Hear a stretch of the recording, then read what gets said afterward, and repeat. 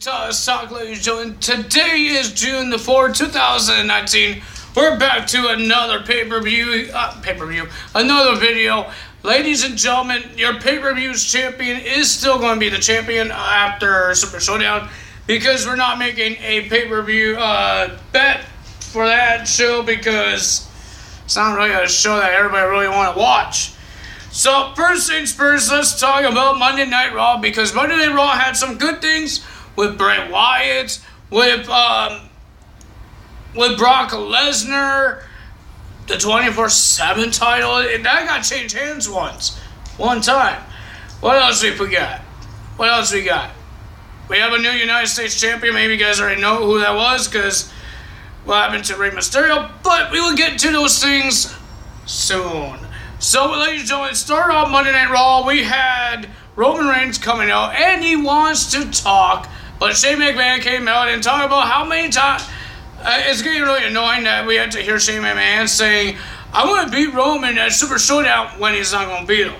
But Roman Reigns and Shane, and then I guess there's a match at Stomping Ground, the next pay-per-view. I don't think it's supposed to happen or be announced yet.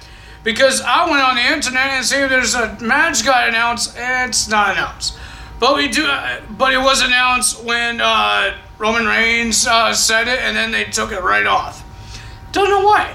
Then we have Roman Reigns getting attacked by the Revival because it's supposed to be a six-man with the Bloodline, the Usos, and Roman Reigns versus Drew McIntyre and the Revival. To start that match off, the Revival attacked Roman. The Usos came out to save him, and then the match happened. The six-man tag team match happened. It was a pretty decent match. I enjoyed it. It was pretty good. But the winner of that match was the heels. Drew McIntyre and the Revival won because of Shane McMahon getting himself involved, interrupting a Uso splash, knocking one of the Usos off the turnbuckle, and Roman Reigns got really upset and grabbed his, he went out of the ring and grabbed the shirt of Shane McMahon. Shane was, oh my God, he's going to hurt me. But he didn't hurt him because there was a claymore by Drew McIntyre to Roman Reigns. And then we saw the Shatter Machines outside the ring because the Revival doing to the other Uso, and then a claymore to the other Uso that was legal in the match. So Drew McIntyre got the win for his team. Good job for the Revival because they haven't been doing a lot, but they got a win. Well, technically Drew McIntyre got the win, but it doesn't matter. Their names got called as the winners by Mike Rome. And then they weren't done there. We saw Shatter Machine onto Roman Reigns, Claymore on Roman Reigns, and then Shane McMahon did his own little spear onto Roman Reigns. It wasn't a bad spear, but you shouldn't tuck your head under where you could hurt yourself. Like seriously, you shouldn't tuck your head under. So, ladies and gentlemen, we had a Miz TV. I know it's not on my list here because I don't do segments on my list, but we had a Miz TV. Miz interviewing the Universal Champion, Seth Rollins. There was no Kofi Kingston. I believe he was still at his hometown doing things for his hometown. I don't know what he's doing. I think he was signing autographs.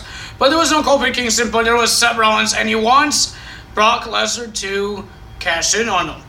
There's been a whole couple weeks that Seth and Kofi wants to be cashed in by Brock Lesnar that they could beat up Brock Lesnar.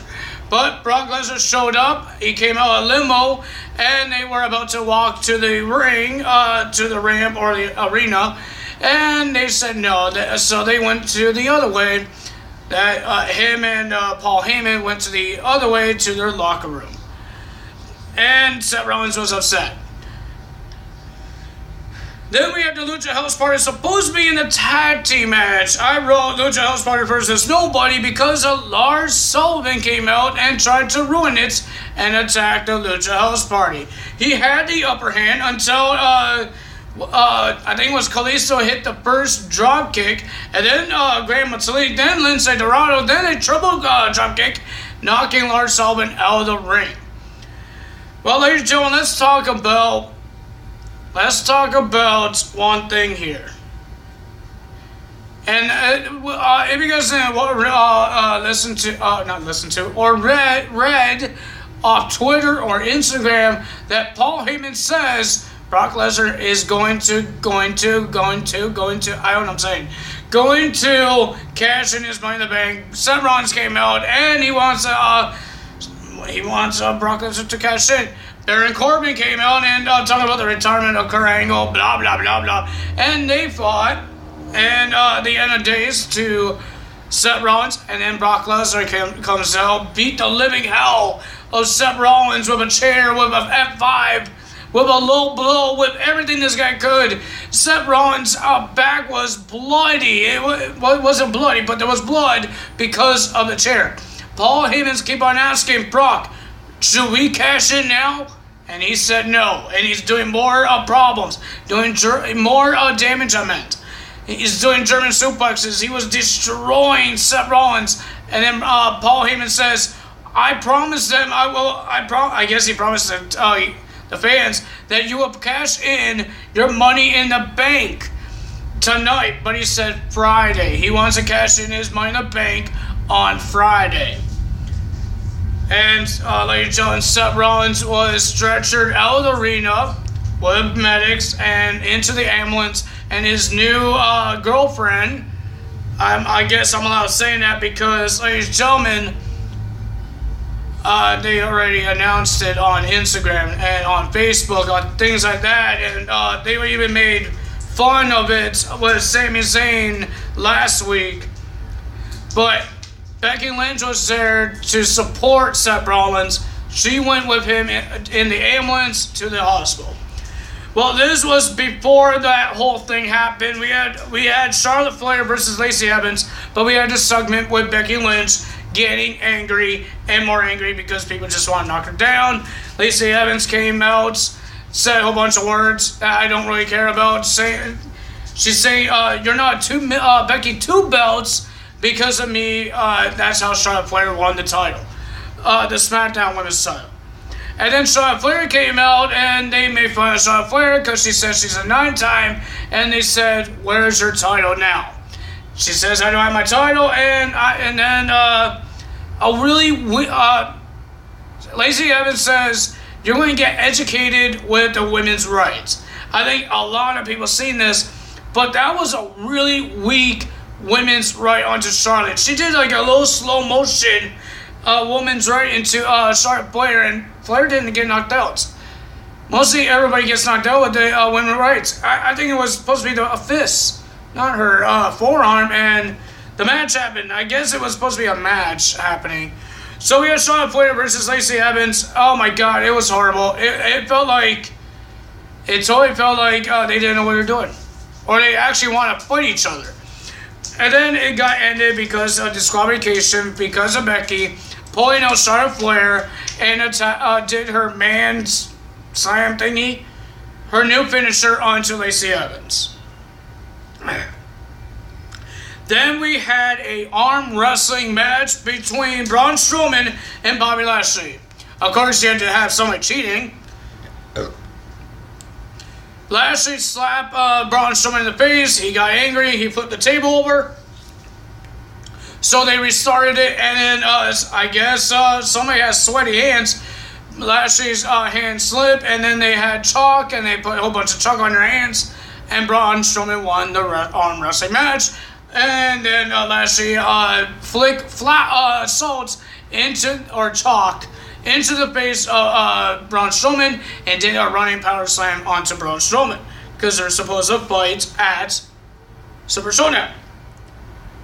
Then we had Nikki Cross versus Peyton Royce, one half of the women's tag team champions. Lady John, Alexa Bliss, and Nikki Cross are now friends. And Alexa Bliss, company with Nikki Cross, company with Alexa Bliss and Cross's corner, was there. And then, Lady Joy, at the end of the match, well, almost at the end, we saw a guy bringing out coffee for Alexa Bliss. And Peyton Royce says, really? Coffee? And they got upset. I think Alexa Bliss flicked coffee onto Peyton Royce. She said, really? And then she kicked coffee and went all over outside the ring. And Billie Kay pushed Alexa Bliss into the coffee with her white pants, or white jean pants.